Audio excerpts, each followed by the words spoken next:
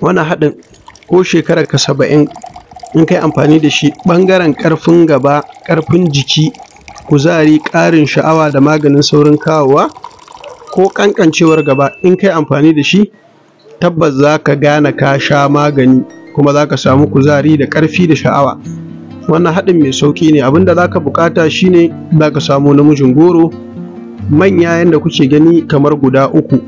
Hanyar da ake sarrafa shi, za ka iya samun magogi kamar wannan ka goggoga shi gaba ɗaya guda 3. In ba ka da magogi za ka iya amfani da turmi ka dake shi yanda zai daku sosai, ba dole sai da magogin ba. Bayan ka dake shi ko kuma ka goga shi, abu na biyu shine za ka samo citta ɗanya, za ka samu madaidaiciya kamar guda 1. Idan ka same ta, ita ma za ka goga ta kamar yadda ka goga wannan namijin goron. Idan kuma ba ka da magogi, ita ma za ka sa a